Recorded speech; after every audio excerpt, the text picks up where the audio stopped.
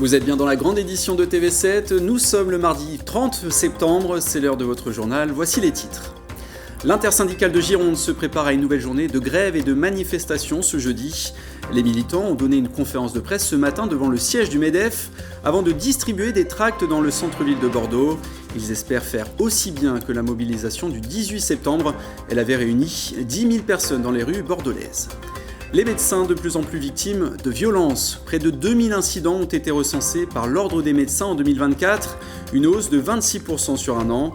Les médecins généralistes sont les plus agressés, ils représentent 2/3 des victimes. Nous avons rencontré l'une d'elles, une généraliste agressée il y a 2 ans. Et puis c'est un projet industriel qui divise. Une méga-usine doit sortir de terre d'ici 2028 en Gironde. Sa mission, transformer du nickel et du cobalt, 2 composantes essentielles des batteries de voitures électriques.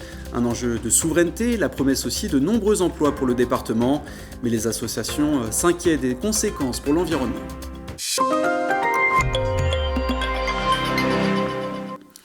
Les discussions autour du budget 2026 virent au dialogue de sourds entre Sébastien Lecornu et l'intersyndicale. Elle l'accuse de ne pas prendre en compte leurs revendications. Alors pour faire pression sur le Premier ministre, une nouvelle journée de grève et de mobilisation est prévue ce jeudi. À Bordeaux, les syndicats espèrent faire aussi bien que la manifestation du 18 septembre. Elle avait réuni 10 000 personnes dans les rues bordelaises.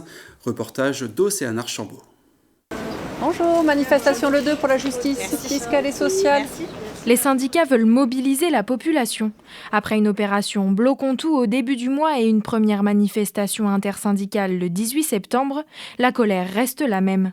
Dans la continuité de tout ce qu'on porte depuis plusieurs mois maintenant, voire des années, notamment l'abrogation de la réforme des retraites, qui est quelque chose d'extrêmement injuste, mais aussi pour l'augmentation des salaires qui est extrêmement importante, et aussi pour dire non à ces politiques d'austérité. Une distribution de tracts qui fait suite à une conférence de presse organisée un peu plus tôt devant les locaux du MEDEF, l'organisation patronale qui ne souhaite pas être associée au mouvement. De l'argent, il y en a pour construire un vrai budget de justice sociale, fiscale et environnementale. Et si les patrons et les patrons du CAC 40 quand même qui sont défendus par le MEDEF et les familles les plus riches payaient leurs impôts, eh bien on n'aurait plus de problème de recettes et on aurait un budget à la hauteur des enjeux pour les services publics. Des revendications nombreuses et pourtant, les syndicats peinent à mobiliser les travailleurs, notamment chez les enseignants du premier degré. 10% d'entre eux seront en grève jeudi, contre plus de 17% le 18 septembre dernier.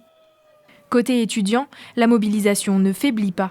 Comme le 10, comme le 25, ça va être vraiment des débrayages d'amphi sur le campus de Montaigne, de Montesquieu, sur la fac de sciences. En Nouvelle-Aquitaine, plus de 30 rassemblements sont prévus ce jeudi. À Bordeaux, le cortège s'élancera depuis la place de la Bourse à 11h. Depuis la pandémie de Covid-19, les agressions contre les médecins se multiplient à un rythme inquiétant.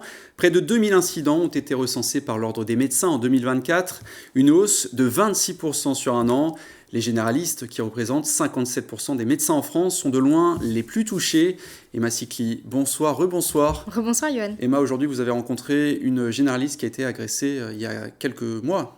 Elle s'appelle Micheline Courtine, elle est médecin généraliste depuis une dizaine d'années. Avant, elle travaillait au service des urgences et effectivement, il y a environ 2 ans, un petit peu plus, elle reçoit un patient dans son cabinet qu'elle ne connaissait pas, qu'elle n'avait jamais pris en charge, qui lui demande d'entrée de jeu un arrêt maladie. Alors effectivement, sur le moment, elle refuse, car il faut ausculter un patient avant de délivrer un arrêt maladie.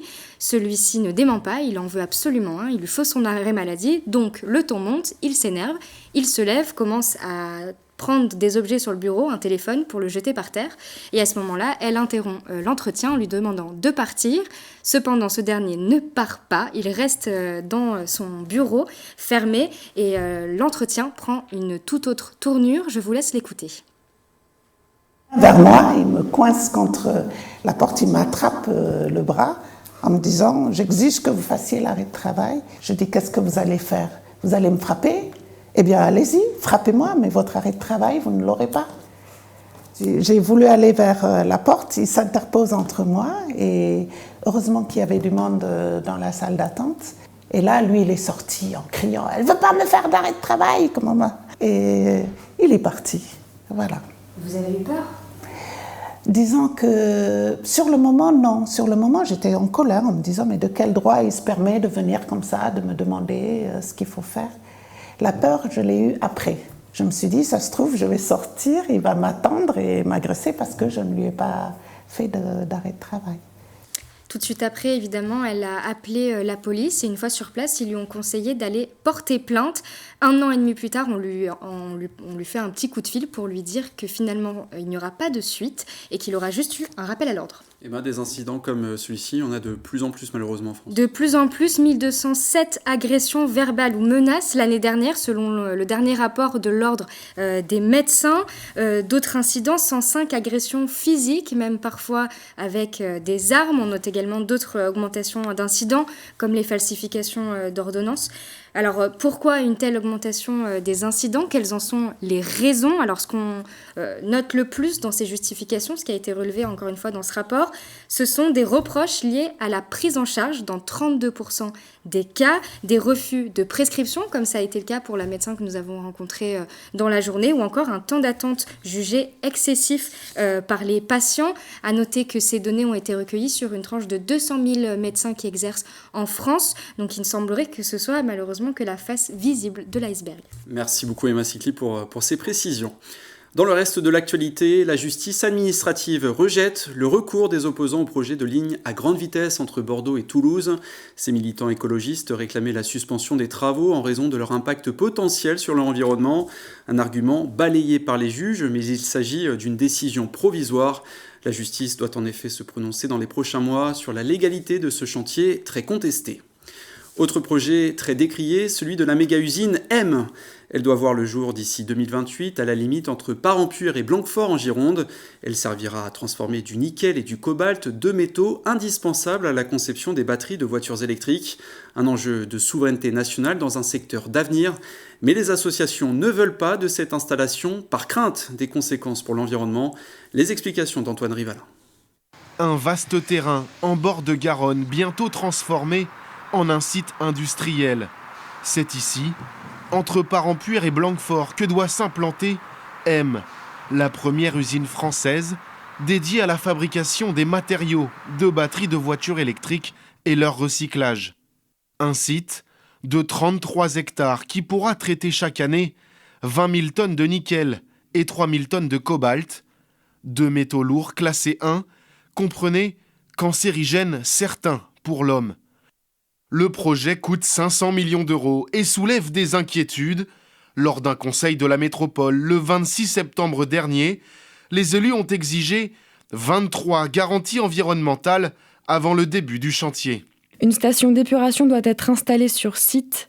Des garanties sur toutes les mesures de protection et de réduction des risques doivent être données aux collectivités impactées par M. L'usine sera située en zone inondable et classée Céveso. Traduction site à haut risque. De quoi alerter des associations de défense de l'environnement qui redoutent les conséquences d'une telle installation. Le risque le plus important, c'est celui sur l'eau, puisque les produits de cette usine seront solubles dans l'eau et on peut envisager évidemment une fuite et une contamination de l'eau. Et cette eau de surface, elle peut contaminer l'eau de boisson et toute notre ressource en eau. Ce que demande Génération Écologie, c'est l'arrêt total du projet. Si la construction de l'usine est lancée, elle sera opérationnelle en 2028.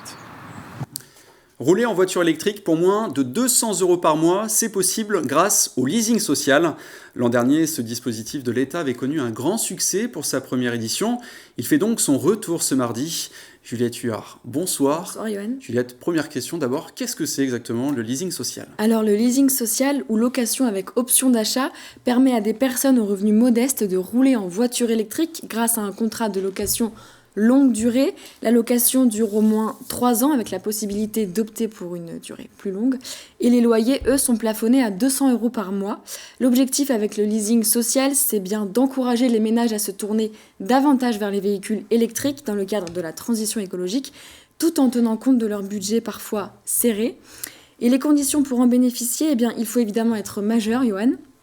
Il faut avoir un revenu fiscal inférieur ou égal à 16 300 € par an, c'était 15 400 € par an en 2024, et faire plus de 15 000 km avec entre son domicile et son lieu de travail ou faire au moins 8000 km à l'année dans le cadre du travail. Alors c'était aujourd'hui le premier jour, le lancement de ce dispositif. Qu'en est-il des carnets de commandes ?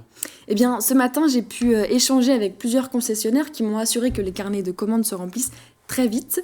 Et pour preuve, le constructeur automobile Stellantis, qui propose sa Citroën C3 pour 95 € par mois, affirme avoir reçu plus de 100 000 signes d'intérêt. Et chez Renault, on est déjà à plusieurs dizaines de milliers de commandes déjà. Et pourtant, les Bordelais que j'ai interrogés aujourd'hui dans la rue sont eux plutôt mitigés. On les écoute. C'est forcément une bonne mesure, puisqu'on va permettre à des gens d'accéder à des véhicules qu'ils n'auraient certainement pas les moyens d'acheter autrement. Et puis ça permet de verdir. Le plus important dans des politiques comme ça serait d'avoir de la durée et de la visibilité, parce qu'on ne sait jamais à quelle aide on a droit ou pas droit. Je trouve ça pas du tout égalitaire, parce que ça va concerner qu'une minorité d'individus, autrement dit je ne sais plus combien, mais les premiers qui se présentent, donc c'est une course à l'échalote, et je trouve pas ça du tout républicain. Ça peut permettre aux gens de continuer à circuler dans de bonnes conditions et d'aller en ville, sur leur lieu de travail, sans pouvoir utiliser les transports en commun parce qu'il y a des villes où il n'y en a pas. C'est plutôt une bonne idée si on peut permettre l'accès aux véhicules et voire aux véhicules électriques aux plus modestes, ça reste quand même une bonne chose pour la population. Alors on l'a vu Juliette, les avis sont contrastés. Est-ce que pour cette deuxième édition, les objectifs sont plus ambitieux que l'an dernier ? Eh bien oui, tout à fait, Johan. La première édition avait rencontré un très grand succès. En quelques semaines, 50 000 voitures électriques avaient été commandées contre 25 000 prévues initialement dans le dispositif.